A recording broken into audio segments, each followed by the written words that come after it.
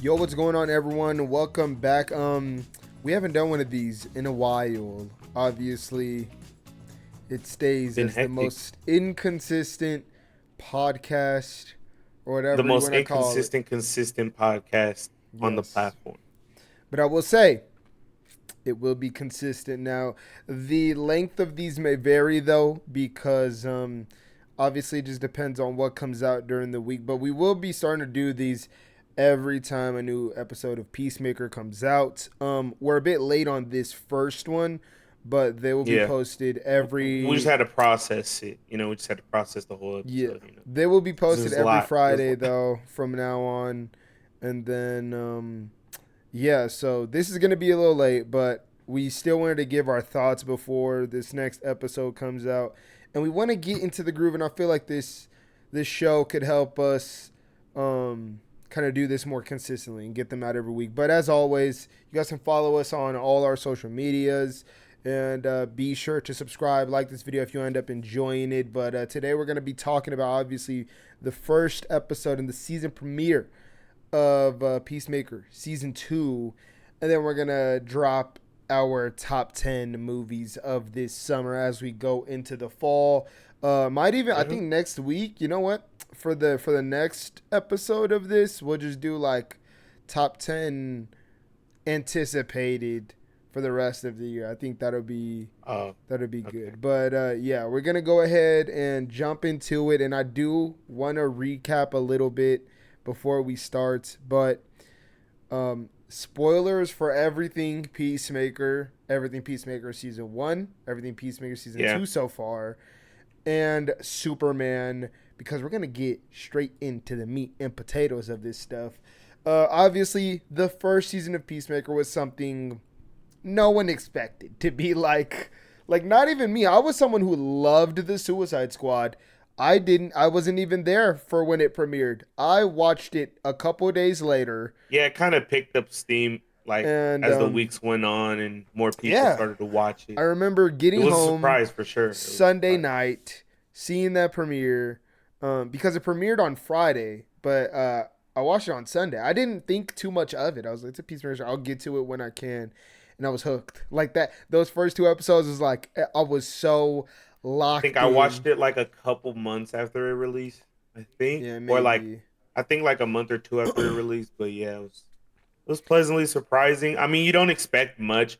I mean, like it's not like anybody really disliked John Cena in the Peacemaker role. It's not like It was anything was just going no one against it. cared There just for weren't any like real a expectations show, for it. and a lot of people hated And Peacemaker from the Suicide Squad because like he was a bad guy. Like everyone was like, "This is the guy we're making a show about." yeah, Not Bloodsport, not Ratcatcher, not King Shark. Like the guy that killed Rick Flag. Like this is, and everyone it's hated him. understandable And though. then It's understandable yes, though. yes, and then the show came out, and it ended up being this kind of exploration of like trauma and how Hmm. Christopher Smith deals with his upbringing, and how the story is not letting that really form you, and that not letting it define you. And obviously, in proper James Gunn fashion, you get this found family dynamic as well with Adebayo, hardcore economist, Yeah.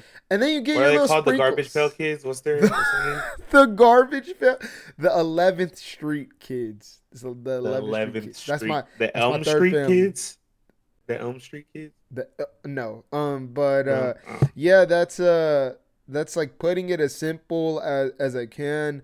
But I think what made the show stand out is it kind of was in that it's in this small pond of comic book media on television, particularly with like Invincible, The Boys, where it's like this Yeah, gray but like R-rated, like super hardcore but fun, and like yeah, yeah, yeah. it's in that pond with them, and it was just so refreshing to see it on It this doesn't really feel level. like a streaming show. At least the first season didn't. Like it didn't really like a lot of the comic book shows that are on streaming tend to feel like very small scale, very like they're on streaming shows. And not to say Peacemaker feels big scale, but the production of Peacemaker just has a just like a certain quality to it that's like it gives it this like it makes it feel like It you're like does feel watching some sort of different. cable It television does show feel instead of different like when you watch stuff like The Boys or something. It's like, graded more cinematic and stuff, and yeah, then it's also shot more like cinematic. But then you watch Peacemaker, and a lot of it's shot like a sitcom. Like the camera's behind the shoulder, moving like in an awkward position. yeah. Like it's very much sitcom-y. And I just liked the comedy in it. Not all of it hit, but like it was just wild, eagly. Like who would have ever thought to be like, you know what I want as a pet? An eagle. I And now I don't like want that. I don't want and that now like eagle he as a he pet. gives Christopher Listen, that hug. I'm not on the eagle. I'm not on the eagly train the way some of y'all are, but Now we I'm won't be doing episode I'm good off the reactions eagle hugs. to season two. Unfortunately, we just don't have enough fuel in the tank to do that. Well, me Yeah. particularly, I don't have enough fuel in the tank to do that. And I did react though for Patreon at least to the first season of Peacemaker. I was there midnight every night after episode one, and yeah, it was amazing. But yeah, that's the quick recap. We all know what went down. He was brought back to stop an alien invasion. Racist dad, like so much chaos. And You I'd thought say, Peacemaker was bad? I'm show you something yeah, worse. you thought Peacemaker was bad? Let me show you why he's bad. Like, let me show you why. And yeah, it was so much fun. It was obviously, it had tons of heart in it, and the music, the soundtrack was great. That opening dance sequence, man. When I first saw that, when Still, I when I it can't be first top. saw Can't be that, top.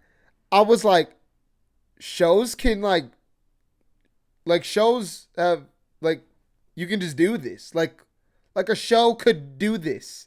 The whole time a show could It have very done much this. feels like something Like that you would see as like the intro to like Abbott Elementary or something. It's really sitcom-y. It's really like it's so over breaking the the fourth wall. top. It's yeah, And then I also the intro like ages more as or like ages better as you watch the show because you notice little things that you didn't notice in like you're watching episode one, it's like, oh cool dance, but then you're past episode four and you're like, oh, that's who Mern is, that's why he's dancing the way he is, oh that, and it's like, yeah. and I can't wait for those things to unfold in season two because we're gonna talk about there's like so much more stuff in that season two dance opening, and it's Yeah. different. But yeah, that season one dance number was so iconic, and the show ended up landing so well, and I think that was the most important thing. When we think about these other comic book shows, they can be good, and they very rarely stick the landing. Very rarely. And Yeah. Peacemaker did that, and that's what made it so great. And it made it satisfying, fulfilling. But now we're on season two, and we're here to review season two. And well, the first episode. And At for starters, our people are back. This is now in the DCU. This is not connected to the old universe, and we were wondering, how are they going to transition? They How are they immediately going to do go that? previously in the In the DCU, and I'm like, DCU, no, which was, that's not what happened at all. but I Actually, I'm loved like, that because no. in the You see, first like, season, it would say previously in the DCEU. And I yeah, I love know, that it I was know. like changed, and I love these little things, these little changes. And Gunn, we were all wondering, how are they going to connect this to the DCU? And we all saw the trailers and we were like, oh, he's going to replace DCU Peacemaker. No, actually, not at all. What James Gunn did was I he mean, said, something nope. like that, though, given what we've seen in the first episode, that we'll Yes, get into yes, it. yes, But yes. We will it get could into be, it. it could But still be something yeah, that's what we like that. all But theorized. We're like, oh, yeah, this alternate universe, that's the DCU. Peacemaker's gonna come in, replace him, be a hero, and all that. No, what James Gunn did was instead go, oh no, we just need to change this one scene. Like that's all he did. Was like, nope, we just need to change this. And they even like, I don't know if they reshot it or dubbed Adebayo being like, can you call the Justice Gang from like the season one where she's like, call the Justice League? I was like, I don't know if they redubbed it or just reshot it or yeah, whatever. she was like, called the Justice Gang. I was like, that's not what happened in the first season. That's not. That's not what happened. I gotta go. You know what? We should, before doing this, we should have went back and watched the first season I and see went if they back. changed it. They did. Did they change it? Oh, you're talking about, is it updated? No. Yeah, in the first season. No. Okay, no, I don't think so. That would be so. To me, I'm sorry. That would be so jarring. Like watching the last episode and then going straight to season back 2. to back. Yes, that would be so jarring. That would be crazy. But yes, during this whole entire sequence, I was just like, this did not happen. Why? Like, I was just like, it's so comical. I think this is the first time we've seen, I think we've seen things be retconned, but in a way, forgetting something. Like, we've seen movies move forward and be like, we're not gonna, that's not gonna matter in this story. Yeah, like it's less retconning and more forgetting about something. I think this might be the first time where we genuinely just experienced a retcon. Like we just straight up read comics, and it was like, actually, nope, Batman is actually blue and gray. Work better. I feel like it would work better if it wasn't like Peacemaker season 2. Like if it was like Peacemaker, and a different title, or I don't know. But that's what I thought they were gonna do. I thought it was gonna have a different title for the longest. It's kind of jarring. And honestly, can we get into the cameo, the Justice Gang? After yeah, so the way they changed it is obviously the Justice League show up at the end of season 1, and you have this joke between Aquaman and Flash that was kind of a running gag throughout the series, where he fucks fish or whatever. And then Aquaman's like, no, I don't. No, I don't. He's like, who made up that rumor? And Barry's like, it's not a rumor. It's not a rumor. And then Aquaman's like, fuck you, Barry. It's so good. Yeah. And then you see little shadows or whatever of everyone else. But this time, it's replaced with the... Which, hold on. Now that I think about it, very James Gunn inserty. What is? That the dialogue between Aquaman and the Flash. Very self-inserty. I know people are online saying things about you. It's not a rumor. It's true. I just noticed that. I was like... Are they saying stuff about James Gunn? Is that a thing? No, but I'm saying I could see James Gunn putting that in as something kind of like the stuff in Superman, something he experienced. I just never connected those two dots. But yeah, it's replaced with the 3 Justice Gang members that we just saw in Superman. Oh yeah, spoilers for Superman. By the way, spoilers for Superman. If you guys have not seen Superman, that leads very much directly into this show. So which is another weird probably thing. Watch but it. Yes. You should watch it. Which I prefer. I prefer the movies to lead into the. I prefer the movies to affect the shows, not the shows to affect the movies. So as long as that doesn't happen, we're good. I like it. I'm fine with that. It's very weird. Superman leading into. I think that's perfectly normal. We'll get into it. Okay. I don't know. I'm sure there was tons of people very confused watching Deadpool and Wolverine for a specific reason, because it deals with a specific thing from a specific show, and that's what I don't want. We'll get into it. That's not what I'm talking about. I don't want that. But I get what you're saying. I don't like that kind of stuff too. I think, it's with the Justice Gang, Ms. Terrific, Guy Gardner, Hawkgirl, and then Superman and Supergirl are in there. Obviously, I think they were added clearly in post, and I think it's because they're the only characters confirmed that we all know right now.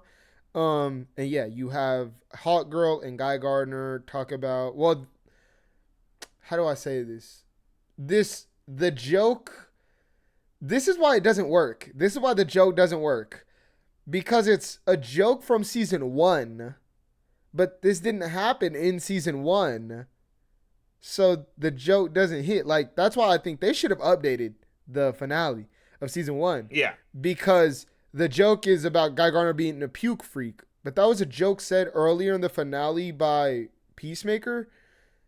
But if it's not in that season, it doesn't work. We're watching a recap. Or they could have simply had a line. Or they could have simply had a line that had something to do with Superman. Right? What do you mean? You're the one that let Metamorpho in the group just because he liked the name. Or something like that. Or something something that connects. No, but I'm saying it connects to it at least. And that's what makes sense about the the joke in the Peacemaker season 1 finale Mm-hmm. is that that's said in the season, like earlier. No, it said in the finale. It's said in the same episode. Yeah. It's Is it said okay? in the finale, Well, but yeah, then so yeah, he yeah, says yeah. Green Same thing. Lantern Same. has some fetish for vomit. Has a vomit fetish or whatever. Yeah, And yeah. then, you get the Justice League show up. There's no Green Lantern. But in the recap, they don't show that. I don't think they showed that joke or whatever. And even if they did, They it don't. They doesn't don't. work because it's a reference to the first season. Yeah, Like which you was should. referencing something. That's what. The Oh, so problem I here is get what that you're it's saying. referencing nothing. You're saying it Yeah, should have that's what I'm referenced saying. something in Superman. It should have No, I'm saying it should have referenced something. I think it should have It referenced didn't even have to something be in Superman. Superman. It I could think have it been should. what I forget Peacemaker's cameo in Superman.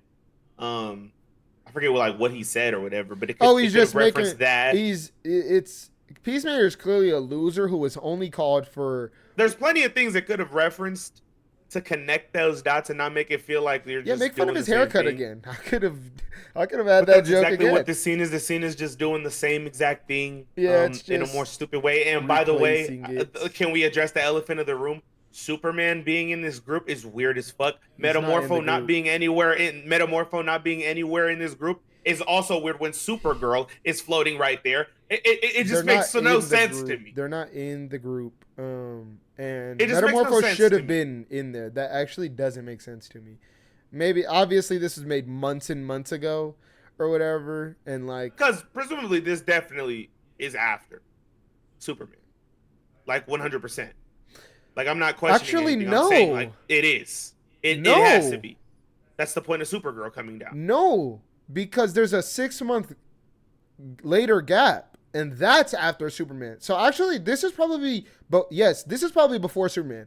This whole sequence is before Superman, so that's probably why Metamorpho's not in there. And Supergirl, and No, Supergirl, but why Superman is and Supergirl there? because what do you mean? Why? She's clearly like That would she's be still after Superman. That's the point. no. Supergirl didn't exist. Unless you're saying What? Supergirl unless didn't you're saying stop Supergirl existing. unless you're saying Supergirl has been on Earth, Yes, right? she just goes and parties. Probably dropped off her dog to Clark, and during that time she helped the No, Justice no, no, Gang. no. You're getting the timelines completely mixed up. Everything in that recap happened before Superman, before the movie, before any of that. Everything in that recap. And then there's a 6 month gap. And then where season 2 starts, that's after Superman. So basically, like when he's driving with Adebayo. Are you So Supergirl being in that saying intro? in the context of Peacemaker season 1? No. I'm saying Supergirl being in there makes sense. She didn't start becoming Supergirl in Superman the movie. She's already Supergirl. She's already worked with Clark. She's already done stuff. She just goes and parties on other planets and stuff. That's why she's here. She's not. It's not about her returning or no. Like she's been on. I don't Earth. know. I think we're trying to make a lot of sense out of something that does not. How doesn't any it make fucking sense? Do you not understand Because it?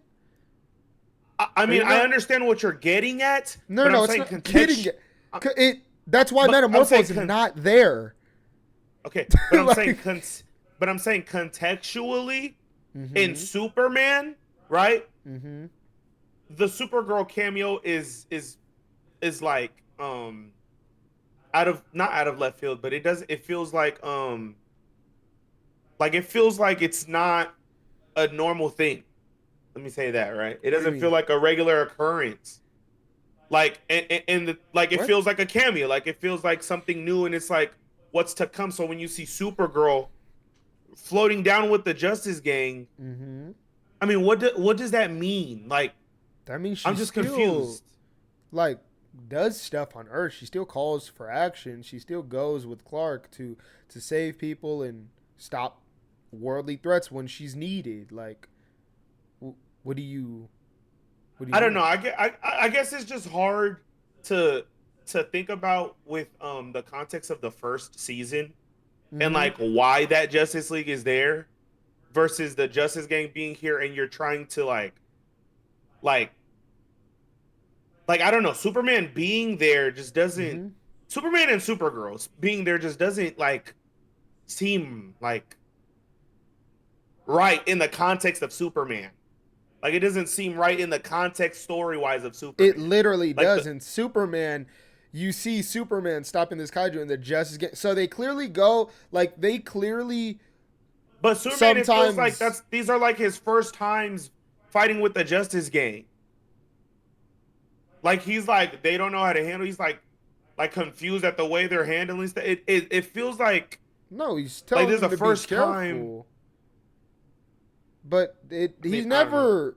I don't know. In Superman, it never felt like he was introduced to the Justice Gang. No, Mr. Terrific comes down and says, "What's this No, it getting?" And didn't start feel like talking. that, And but it like, didn't feel like he like does missions every now and no, then but with the Justice It's Gang. not about with them. It's that like they're all going to the action, to the threat, to. It's no different than the kaiju battle. Like that, it's no different than that. When the Justice Gang show up, it's because there's a fucking big ass kaiju in this middle of the city that Superman was I don't know. stopping. It's just hard. I don't know. It's just hard to It's think what are we about, talking about? especially the Supergirl stuff. Especially the Supergirl stuff. I'm sorry to think about I the don't Justice Gang understand. being there with Supergirl, but yet in Superman there's no mention at all of Supergirl or anything. It's like I don't What do know. It's you? hard to think. Why would there It's hard need to to be think a about mention of that Supergirl? because I just feel like Guy Gardner would mention Supergirl at any point. Like it. Like I get. I don't know. Is that crazy? I just don't understand the context of that assumption. Because I mean, Guy Gardner, when he's talking about in the Superman's, he's got a harem and this and that. I just feel like knowing Supergirl, he would bring her up too or something or like about that. Like I don't know. Like I feel like he would be like what about your cousin? Like what? Like is she? Like I don't know. I don't know. But maybe I'm thinking too much, right? I Maybe feel like I'm that thinking too would give much. away stuff Maybe what it too. really was James Gunn just going, "Hey, this would be very funny and cool," and that's all it is. Yeah, I mean, it's just he's just resetting things, and yeah, we basically just witnessed a retcon in real time, and then 6 months later, Whiplash. it's always Whiplash. 6 months. What is it? What is up with this? What is Yeah, up we with gotta this? stop it, bro. It is always and every single We movie, can't go like show, we can't piece of stretch it media to 8. We can't stretch it to 8. We can't to shorten eight, it a to year. 3. We can't a year So it's later. gotta We be can't like 6 come on. months. So 6 months later, after the events of season 1, where Peacemaker obviously stopped this world invasion of these aliens, he wants to be taken seriously, right? He thinks he has the pedigree now to take himself serious or to be taken seriously, and he goes to a job interview, kind of like a job interview, more of like a, I guess. It's the uh, Deadpool 2 X-Force scene. It's exactly what it is. It is. It is the I Deadpool just saw 2 the ad on the wall. Peter X-Force scene. That's exactly what the scene is. So yeah, Maxwell Lord obviously with Miss Terrific seemingly doing his own thing now. Obviously That's they are Maxwell Lord? Metamorpho, but My bad. I thought that was Sean they're Gunn. looking for another member to add to the roster of the Justice. It seems like we're getting in real JLI territory. I'll talk about this more next week because I don't want to. Do waste they any time. only have But it 2 seems- members or 3 members? That's what I'm saying. It seems like we're getting like Max Allur's recruiting, and he's trying to build I it. just feel and he's like trying to in a world that's been living with these metahumans for years and years and years, they would have at least like a full squad. No, because Like- you need things like funding. Superheroes aren't just gonna work for you, right? That's not gonna happen. Stop it. A Stop lot it with of the logistics. Stop it with right, the they're logistics. they're not. There just are gonna, no logistics in this universe. Stop There- it. Don't do that. There are. That's There why you are have no characters logistics. like the This engineer. universe could give. They gave you 3 heroes because that's all that they could afford. Number 1. Number 2. If there was a real, if this was like the Justice Gang, right? That feels like a 3-member team, like a right, like. But when it's like Yes, lore but you have to text understand why it's 3 team, members. I just feel like it would have a lot more metahumans on it. I don't know. No, but instead because he's recruiting. But instead he's like sitting here like in X-Force mode, in Deadpool 2 X-Force Right. mode, recruiting Peacemaker and White Rabbit. But I don't know. I don't know. Maybe I'm thinking Maxwell Lord is that guy when he's really like He's not. that guy at all. He's not. He ends up becoming obviously far more high status, and I think that's what they're building right now. I think you can clearly see Maxwell Lord's interviewing. I think he's gonna be recruiting, a Ted Cord, a Booster Gold. We're gonna end up getting a JLI. I'm almost certain we will end up getting a Justice League Let's International go. with Guy Gardner, Batman, Superman. Like these, it's like so classic, and it's the things James Gunn clearly grew up reading. When you watch Superman, very Silver Age, and yeah, he's sitting there getting interviewed, and then there's this joke where the Justice Gang's mics aren't muting all the way. Yeah. And so we're overhearing them kind of, shit talk Peacemaker, and it's making Peacemaker feel horrible about himself. And obviously, it ends up resulting in Peacemaker leaving, kind of being frustrated. And yeah, that's where we're at with Peacemaker's life. People You do forgot not. the camel toe joke. They make a joke about Oh I yeah, think the White Rabbit's Rabbit camel that toe. I, walked out I think earlier. I think Sean Gunn says something along the lines of uh like, so that whole time, like, they hear me Yeah, he's like, they yeah, share me talking about a camel toe. I said camel toe like 45 times or something. yeah, And I was like, and yeah, Maxwell Lord is the clearly joke that a gets dragged too dickhead. long and doesn't really go anywhere. The scene doesn't really go anywhere. Yeah, it's just Like, to establish that Chris's public image has not changed. And I think this is even more reinforced now thinking about his cameo in Superman. Why was he on that Sphere network? Clearly because Superman was being painted as a bad guy, and the only reason people would care about him all of a sudden is you hate Superman. Come on this network and talk shit on Superman. And it's like it even more reinforces this fact that everyone sees Peacemaker as this nobody who nobody needs you know unless what they would do. be funny is if they retconned certain jokes from the first season of Peacemaker and inserted Superman in them. So then Peacemaker goes home. That would So make that- sense. so That would Peacemaker make goes home. sense. And so during all of this, stuff happens. We catch up with like Harcourt, and she's been completely blacklisted by Amanda Waller. She's off the And deep end. She's yeah, crashing out. she can't get a single job. I mean, she is filled with testosterone. Yeah. And Like, she filled can't to the she brim with can't it. do anything because, and it's unfortunate because Adebayo is clearly the one that obviously outed her mother, but her mother has a grudge against everyone and ends up blacklisting Harcourt as well. And so this leads her to also going through her own struggles, and she's extremely kind of depressed and just down on her luck. She catches up with Peacemaker. Everybody's And kind of depressed. Everybody's kind of like yeah, right yeah. now. Everybody's It's not broken up. Sunshine's the only one depressed. that isn't is Adebayo. And let me just say, she But is even not. She's but even not giving her Adebayo's flowers. kinda, I love her. She is the optimist in this entire group, and I think it really is like such a breath of fresh air whenever she's on screen, because everyone's always talking about how Chris is an idiot and how and like what's he doing, and he's always making these including mistakes. Adebayo. He's extremely flawed. And Adebayo then, also says Adebayo also does that. yeah, but she's so much more supportive. She feels like she found She a is. family, and She's the only one in the group not overdoing shit, not overly mad like Harcourt, overly happy But I and think jokey that's like 'cause Economos, or overly angry like Peacemaker. She's the only one that's like level-headed. But I think Literally. which Everybody is else hilarious. are fucking psychos. Well, besides Vigilante Economist, included. Economist is pretty Vigilante level-headed. happy dick ass is sitting in the corner, jolly as hell too. Vigilante- Everybody's depressed. Vigilante's over here talking about owls and shit. His Vigilante jolly ass, is like, he does not psychotic. care. I love. I can't wait till he gets in this. I can't wait till he gets back in that suit. But yeah, like the only normal ones are like her and Economist. We get a moment towards like the back half where they start talking about Rick Flag, which, they're surveilling over Peacemaker because he has this quantum unfolding storage containment or whatever. The QUC is what they call it. And it's kind of just this portal or whatever that accesses different other dimensions. But it's where Peacemaker stuff is kept. And earlier in the show, it shows that there's a door that leads to an alternate dimension where Peacemaker. It's fucking Monsters Inc. Yeah, he's good. As soon as I see the door, I'm like, this is fucking Monsters Inc.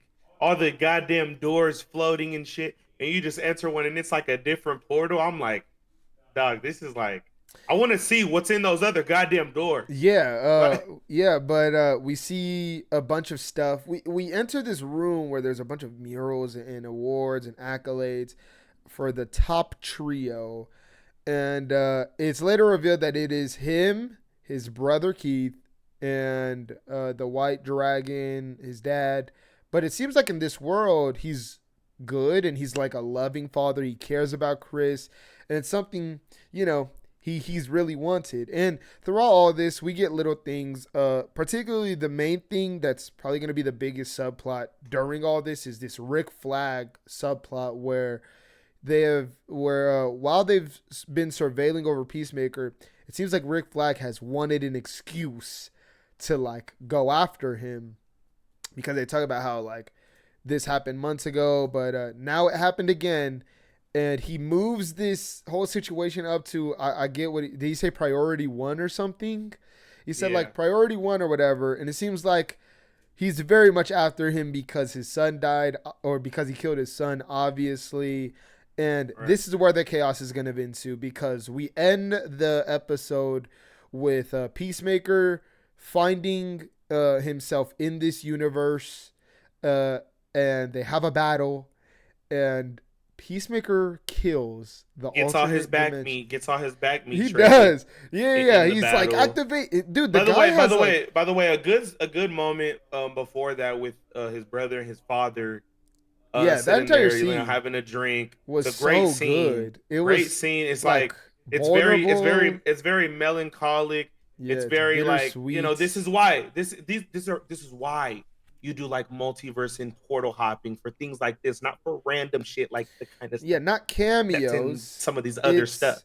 Like the It's way for that character. this goes Like, about using it and using it to kind of like propel Peacemaker's character and ultimately the ending of this episode. I think it's done well. And then, like you said, he goes on to just decimate the yeah, other they have a universe quick Peacemaker. Which, battle. what the fuck does that mean? What is Um, it's fucking is Darkseid gonna come out and be like, you're fucking with the multiverse, bro? Like, what do you um, like? I'm like, what's gonna happen? yeah, he kills this Peacemaker, and it seems like, you know, he's gonna have to step in there and pretend, play dress up, and in the midst of all this, At least that's what we we get think. And he's probably gonna small fall in love with it. He's probably gonna relish in it. He's we probably get gonna small end crumbs up liking it. of this universe. Obviously, as we said, his brother and his dad have a great relationship with each other, and Now we don't know if they're also racist. We we don't know don't. The way they were talking yet. about those imps, was We don't know. That was questionable for sure. Was specific.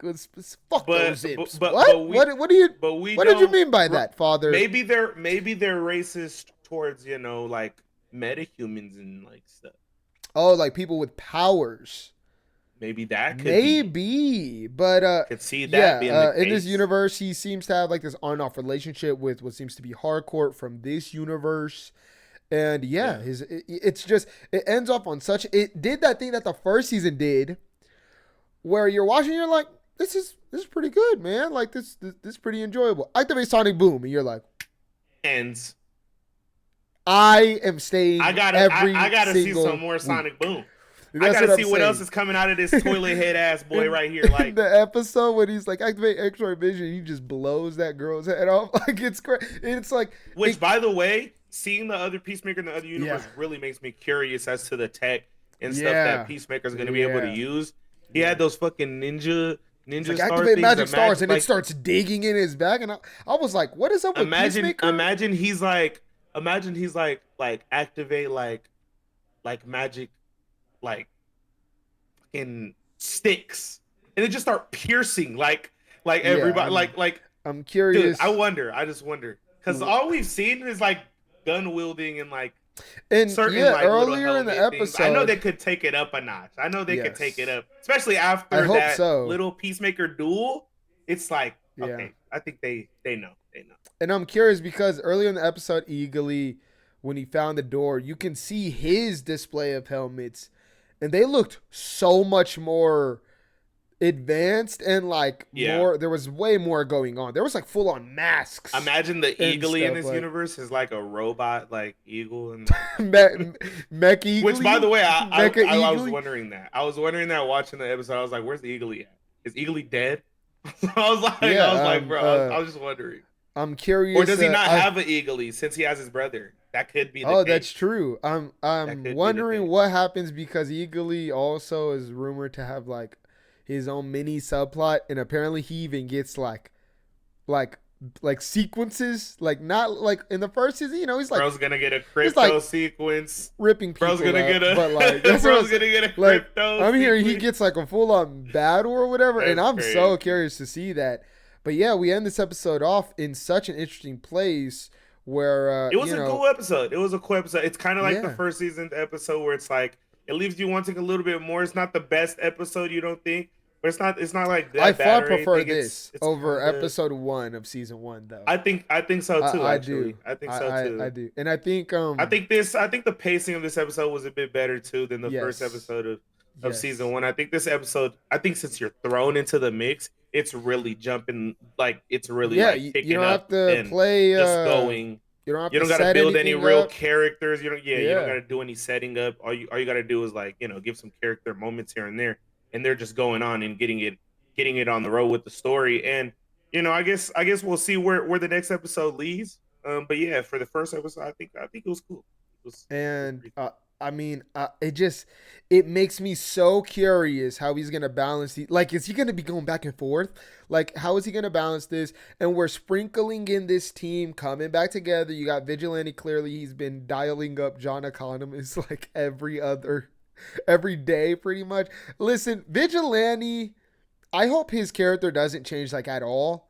He is one of those characters where like keep him the same He's kind of like he's kind yeah, I hate to say it, but he's kind of like Deadpool. He's works. kind of like Deadpool, where it's like He's that's the guy. psychotic, but That's the he's guy. If like you deviate away so too much from gifted. that, I He's don't such know a if he's gifted gonna be. mercenary, and like it's crazy. And yeah, you see these things starting to get sprinkled where Peacemaker and Hardcore have this little relationship that they clearly had a fling over these 6 months that Hardcore seems to not believe You in, just and get a that little talk. You just Peacemaker. get a little like talk about it. Yeah, And it it's leads to little bits. a gratuitous So orgy sequence. yeah, But I mean, yeah. So we'll you save get that so you for get another them day. two, so you get them two kind of connecting, and then on the other side, Vigilantes clearly kept in touch with Economist, and then we get Adebayo and Economist talking about the whole Argus watching Peacemaker, and yeah, we're starting to bring things together, and I do feel like he's gonna go into this other universe or this other dimension because we're not doing multiverse stuff. I love how much James Gunn is avoiding saying the word multiverse, Yeah, and he's it's just almost like, no, it's another almost dimension. very No, this isn't on hoopla. purpose. It's just another dimension, and I like that, and I think it makes it interesting It to makes see. it better for Twitter. It makes it better for Twitter and social media people that hate anything that utters the word multiverse. No, I just think there's a public perception of like, oh, multiverse, like, oof, like I don't want to. I don't want to get in that. Right. Like That's and I think it's smart on James Gunn to deviate from that. I think he and I just purposely did that. love like how I mean, this is what happens when you're a creative screenwriter. I love how he ends up taking the concept of the multiverse Creative. and he still is like, I'm gonna make it fresh still. Like in some way, he finds a needle in there to go. You know what? All this other multiverse stuff, sure, some has been character driven, some has been cameo fest. This is gonna be so embedded in the previous season of Peacemaker, what he's went through and the life he wanted. It's kind of like Loki.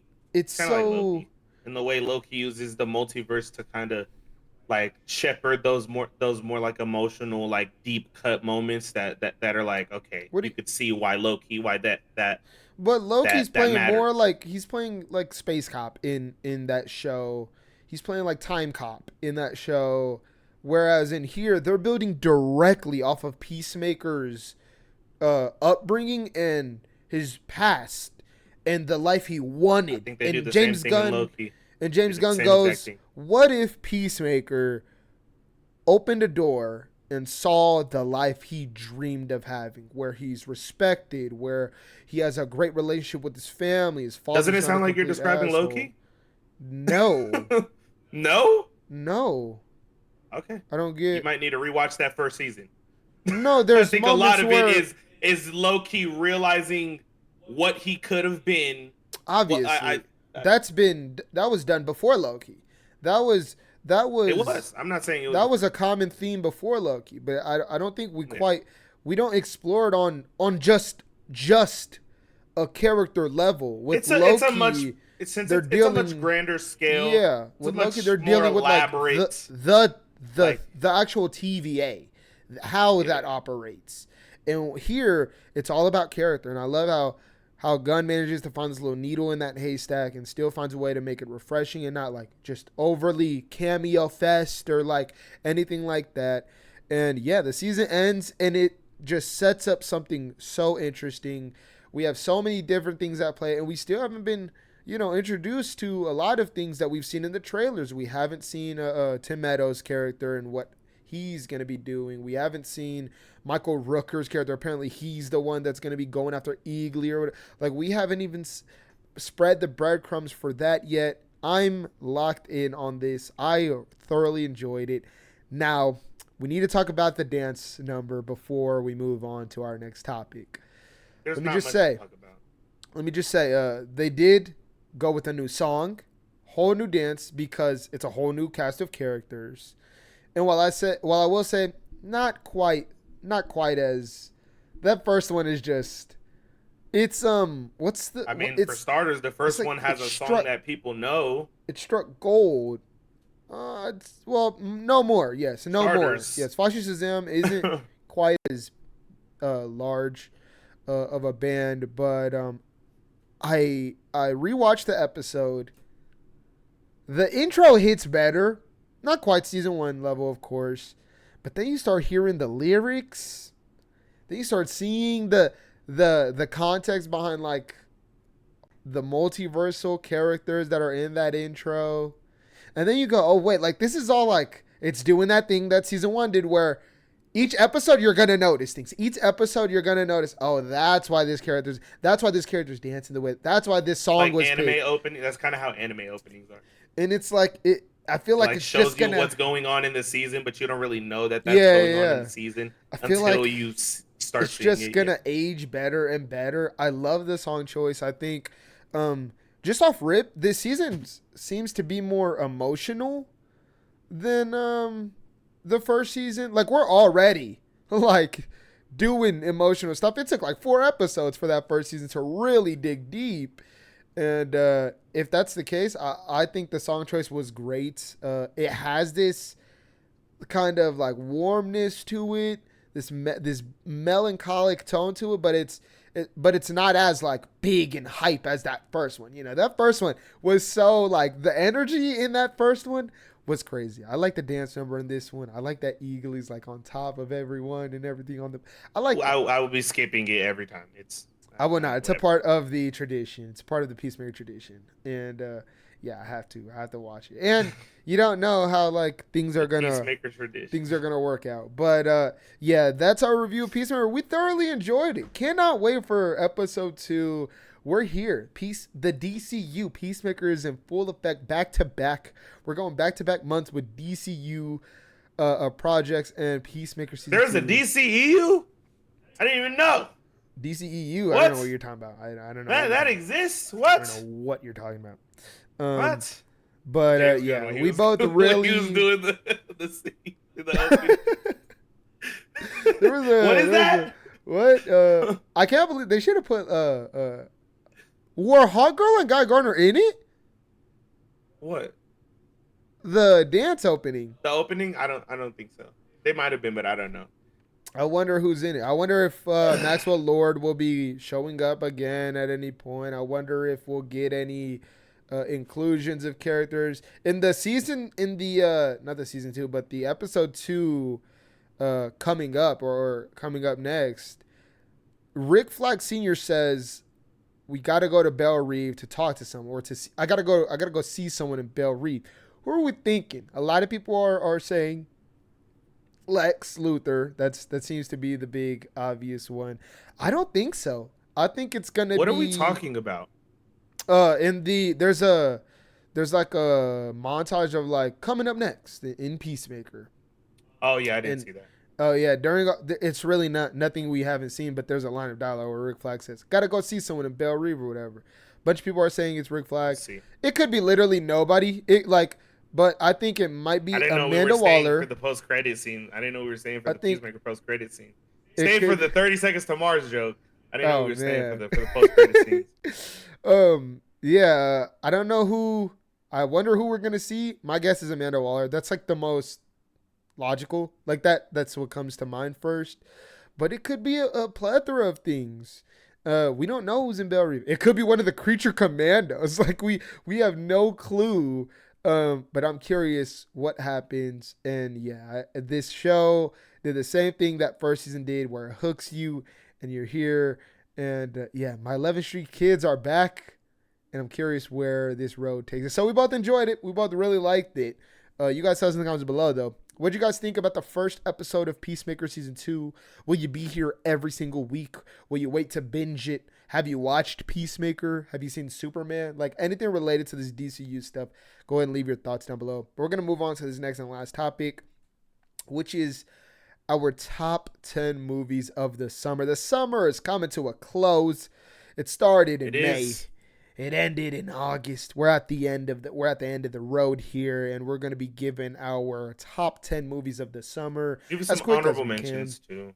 We'll drop like 3 honorable Um. mentions before we drop our top 10. You can give yours out first. Go Okay. Okay. ahead.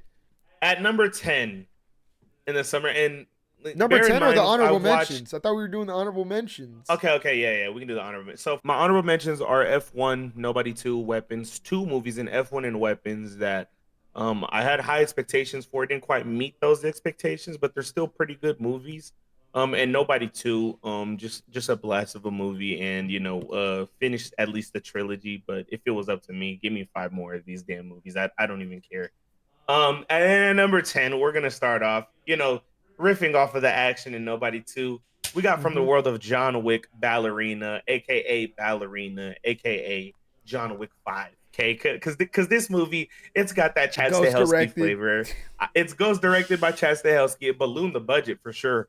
And it was it's a really good movie to me. I think Ana de Armas surprisingly convincing in this like John Wick's assassin role. She's played the action hero plenty of times before. Here, I think she breathes some life into a character she's playing. So I really like that. Then at number 9, we have Mission Impossible: The Final Reckoning. I'm a Mission Mm-hmm. Impossible guy. What can I tell you? If it was up to me, the world would just be playing Mission Impossible movies in the theaters 24/7. And that's just how I feel about it. And so I really love The Final Reckoning. It was a great send off. It was a blast to watch in IMAX. Great movie. And number 8 is gonna surprise some of y'all. Ohana does mean family, motherfuckers. We got Lilo and Stitch to live action Whoa. at number 8. I thoroughly enjoyed this movie. I think the castings for Nami and Lilo supremely underrated and underappreciated. I think these are castings that Lilo like is gonna be years a from star. now, She's gonna be. I think years She's from now, amazing. these castings this is going to be a classic that every family is going to throw on and just talk about Lilo's performance. And Stitch, I mean, what is there to say? That is Stitch. They found a way to bring that character into live action. I can't wait to see the second one. Then at number 7, we have The Naked Gun. Fucking hilarious movie. Hilarious movie. Let me tell you, this movie was hilarious. Liam Neeson, I mean, he's just perfect for this kind of movie. This slapstick, almost parody like comedy. Joke a His minute. overly Just. serious It was great. approach to it. It's so good. I love some of the side characters, some of the cameos, some different characters. It was really good. I Pamela love it. Anderson was Funny as so hell. good. Pamela She's so Anderson, good. also, yeah. Great pairing with Liam Neeson. I can't wait to see like another movie with those two, hopefully, pretty soon. Then at number 6, this is gonna surprise some of you guys. We got Jurassic World: The Rebirth. Hey, if the guys listening to the audio can't see me, I got the T-Rex arms going right now. Okay. I love this movie. Okay, let me tell you something. In my opinion, the best movie since Jurassic Park 3 in the Jurassic series, a better movie than Jurassic Park 3 too. That could be argued.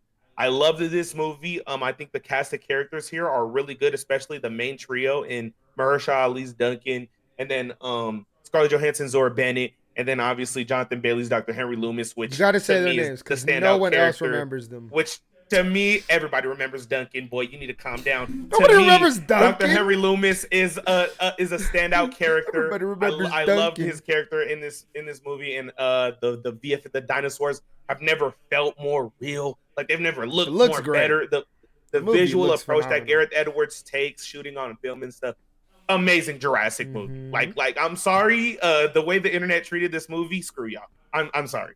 Then at number 5, another movie the internet treated way too harshly, the How to Train Your Dragon live action.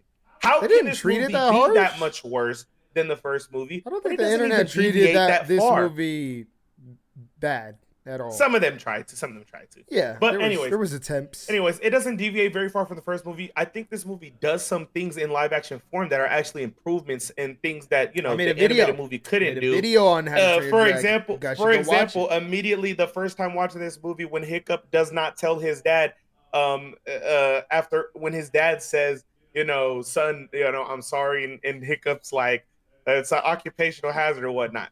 Thank you for not putting that in the live action because I don't like that line in the animated movie. It does not fit. It does not It works for belong his there. character in that movie. He's It such works a works for dork. like a Like kids animation. I like the way the approach that this movie takes. I like what's the actor's name? The from Black Mason Phone? Thames. Mason Thames. Mason Thames. I like Mason Thames as the lead as Hiccup. He has his own little like hitch like twitchiness, but it doesn't. It feels inspired by Jay Baruchel. Yeah, by Jay Baruchel's But he's not doing voice an performance, imitation. but He's not it doesn't doing feel like an imitation or a copy. Really like that How to Train Your Dragon live action. They found a way to bring that whole Isle of Berk, that whole all the dragons into live action superbly. At number 4, we have Thunderbolts.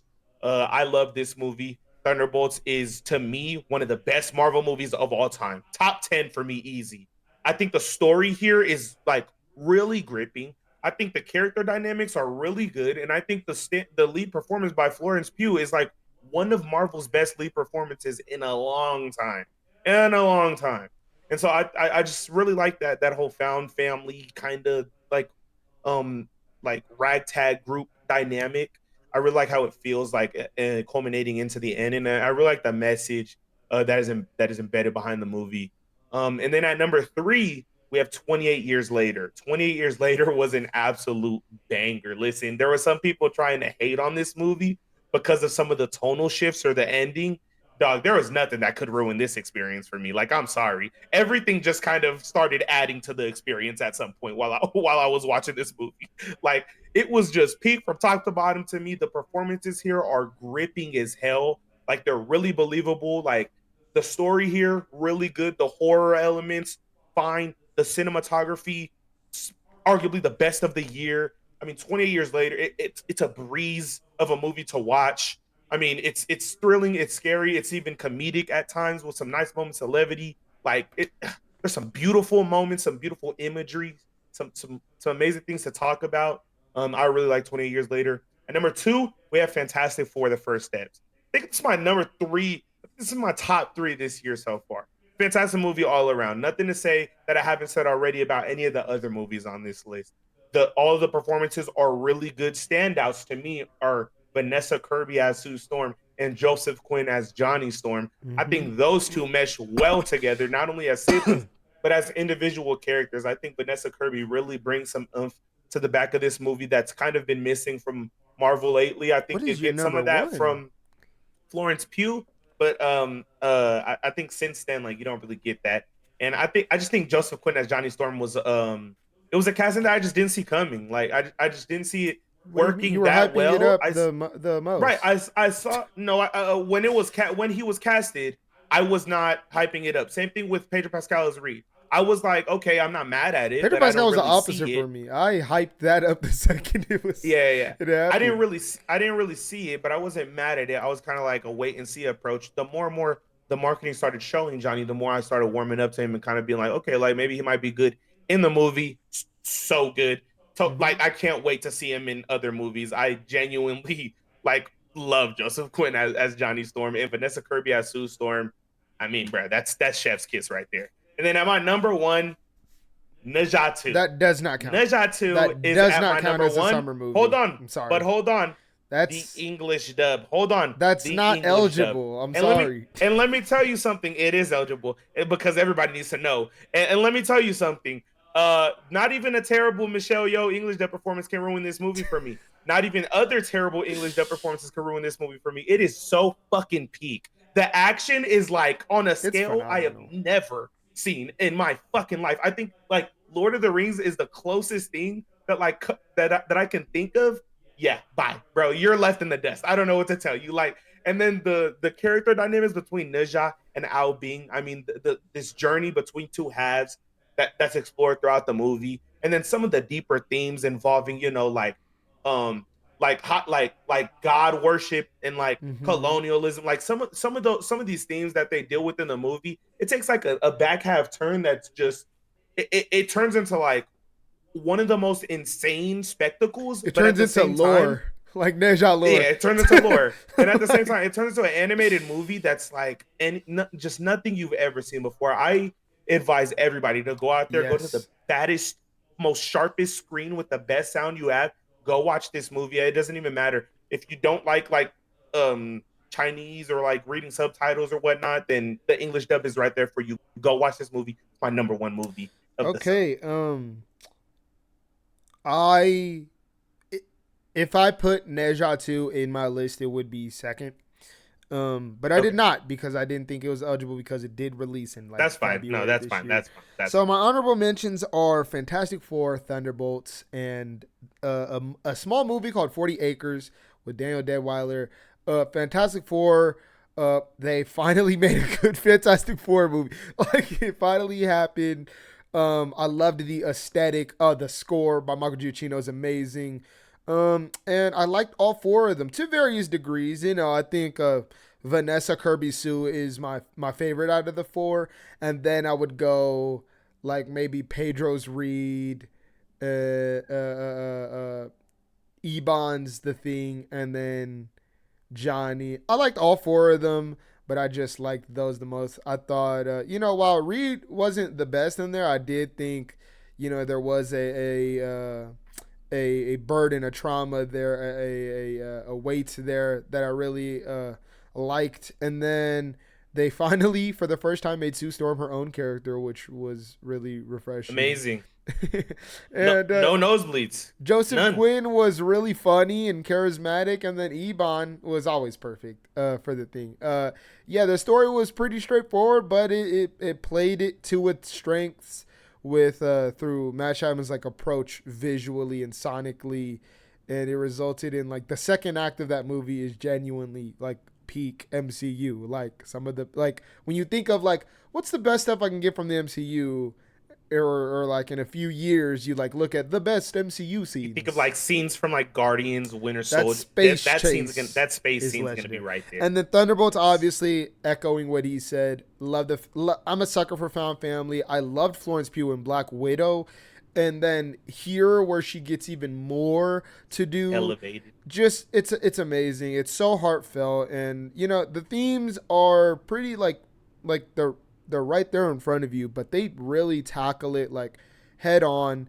And they're not some light themes. These are Doesn't feel dealing with scared. mental health and trauma, and that's I think that's important for some of these bigger movies to explore. And I thought this movie did such a great job. It made me like some of these characters that I really never cared for, specifically in the group. Like I won't particularly say I care about like Ghost, but like in the group I kind of do. Like in the group I really do. And Yeah, yeah, yeah. yeah, I really appreciate that. And then 40 Acres was this like thriller of this like world where like civilization has died out, and like they can only depend on like crops and crop farmers and these things.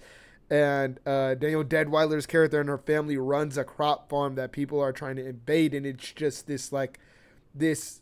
It's just so thrilling, intense, but it also deals with themes of like colonization and also like trauma and your upbringing, but you know, you get romance stuff peppered in. It's just, it was so great. It was phenomenal. I wish I could have like inched it up to my top 10, but I couldn't. I couldn't quite because number 10 I have Together, which is this body horror, like romance comedy. It's just, it was so wild in the best ways to me.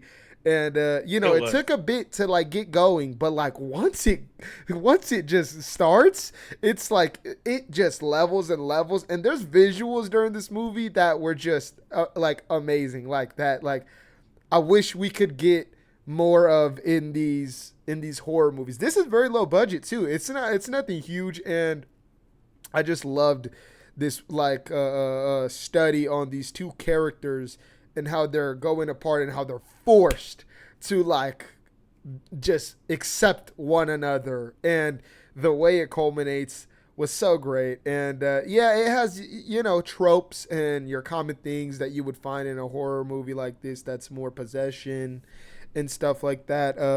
But the way it just unfolds and it keeps unraveling, it's so good. It builds tension so well, and the visual imagery and of how of what the movie's dealing with is just so good. Like that first scene when she drives away and he's in the shower is like so, it's so good. And yeah, I just really enjoyed it. It was hilarious too, like way funnier than I thought it would be. And yeah, for my number 9, I guess I'm at now, it's gonna be F1 the movie. I mean, this is just a visual and sonic experience that like I wish I could watch in like, I wish there was a fucking VR like form of this. Like Joseph Kosinski is one of the few directors working You need to watch today. that shit in the Sphere. Yeah, he's it's like Joseph Kosinski, Nolan, and like Villeneuve. Like those are the three working today that are, they cannot be touched when it comes to the combination of visuals and sound.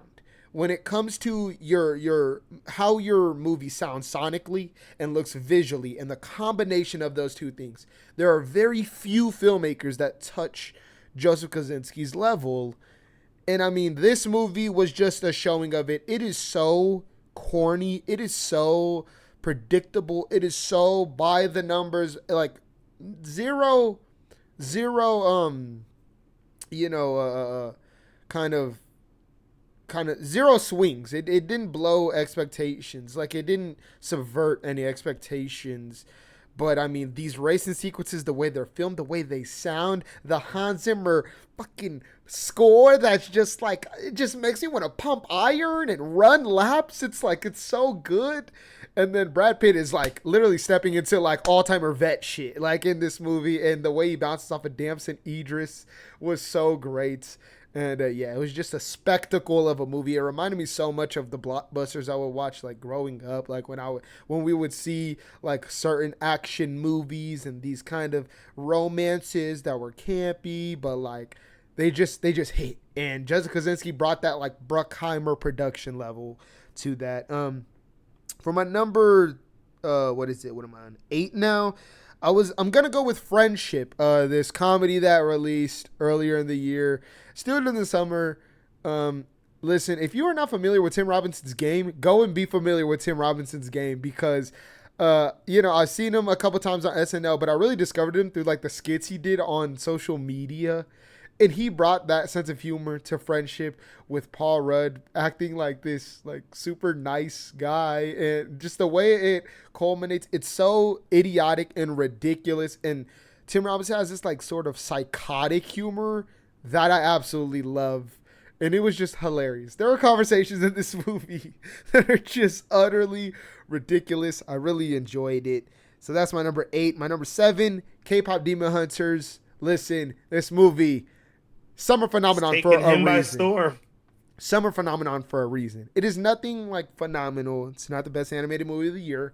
We pretty much talked about that. But I mean, this is clearly the runner up right now, at least. I mean, it was so like it just has an energy that is infectious.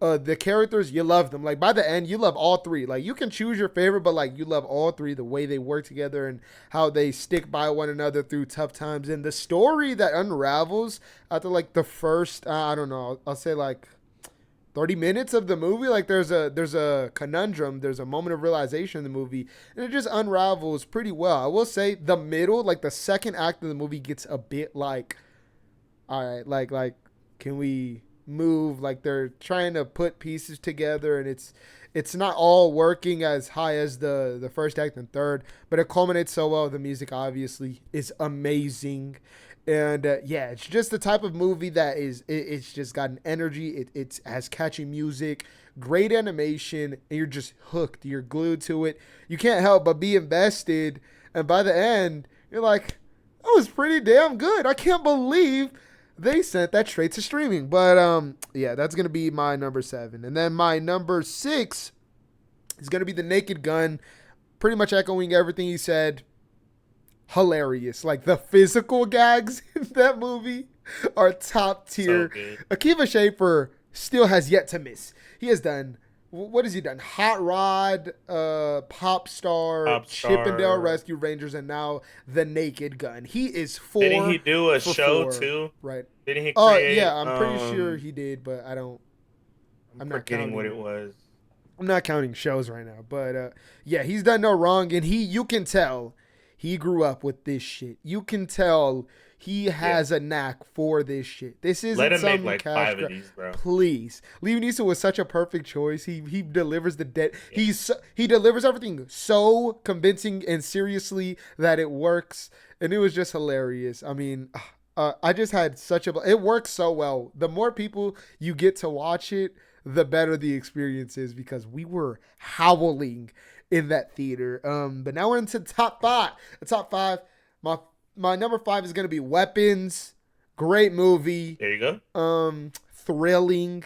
Uh, oddly comedic. Like surprisingly had such a good grasp on its humor. It never felt like it was clashing, and it always felt like it was building to it. And it's like I it think there are some moments, but I never maybe felt like that's there me. was humor clashing with. I felt like I think specifically in the third act, there's some I moments. think that That, it built to that, and that was the cheese, the grin I'm on not your talking face. about that. I'm talking about some of the stuff with the druggy and stuff like that. They could kind of Oh, I guess, I get a guess. little. But I love it's But just again, such a that's just me. good example. I should have made a video on weapons because it's such a good example on when a filmmaker delivers something with their directorial debut so good, and it's just a level up in every single way, in its storytelling, in its character work, in its visuals. Like everything is such a massive step up. I cannot wait to see what Zach Cregger does next. Pretty sure he's doing that Resident Evil Hopefully movie. not a Weapons 2 or a Weapons Um, prequel. Can we stay away from and that shit, please? the way the title of the movie is in it unravels so surprisingly. I did not know it was gonna deal with like witchcraft and more supernatural things, and like I just thought it was so interesting. Not everything works out of 10, but it's one of those movies that's so original horror that you're watching it, you're going like, this is my shit right here. Like this is the shit that I'm here for. It's not your body horror. It's not your slasher. It is an unraveling thriller mystery that you're just sitting there for. And then my number 4 is gonna be The Phoenician Scheme. Listen, my goat is back. Wes Anderson is back. He delivered something 2 years ago in Asteroid City. It was a lot more heady. It was a lot more thought provoking. It was a lot more silent. It was a lot more quiet. And then he comes back with the Phoenician Scheme. He's like, "Oh, y'all think I can't do fun anymore? Here's everything that I've done." It's like almost this I don't even think it feels intentional. This unintentional trilogy with the French Dispatch, Asteroid City, and the Phoenician Scheme, where you see him tackling existentialism and like in all three, and it seems like death is very much a topic in all three. And yeah, with the Phoenician Scheme, it's so fun, and it's this story of this world renowned person who everyone's trying to assassinate, but he's trying to get this this plan together in order to, save his wealth and his children that he's had. And it's this like found family with his adopted child, and how she's kind of this, she's like the polar opposite, but they grow and they love one another. And it was so good. It was hilarious. The second Bryan Cranston and Tom Hanks walked out to play fucking basketball, I knew I was watching a Wes Anderson classic. Like, I was so seated, and the score is so great. Loved it. Yeah, it was amazing. I really enjoyed myself. Now we're in the top three. Third is gonna be Superman. Every time I watch this movie, it just puts a smile on my face, makes me tear up, and just gets better. The music in here is great. I love the visuals. I love the Clark's story. It's so central, but there's so much things going on that lead to it. And some of the stuff in this movie can feel bloated, but it never feels like too much. It never feels like there's too much. Everything has a point. Everything has a purpose. Every character is in the movie for a reason. There isn't a single thing happening in this movie that's like throwaway or there's no reason. It all leads to Clark's arc and his relationship with Lois. And obviously you got Lex Luthor, just an all-time masterclass hating performance by Nicholas Hoult. And it's the type of comic book movie you're seeing, and it is inventive. It is fresh. It is, the second you see that fortress, the second you see the Hammer of Baravia walk through that portal, the second you see Metamorpho, you're witnessing something wholly new, but it's so clearly inspired by source material like all sorts. It's just so clearly. And yeah, and my third is going to be 28 years later. He spoke about that. Just amazing. Danny Boyle. Back at it again. Third or second? Oh, my second. It's going to be 28 years later. Danny Boyle back. My GOAT. He has not missed for me particularly. And he comes back. He's that guy.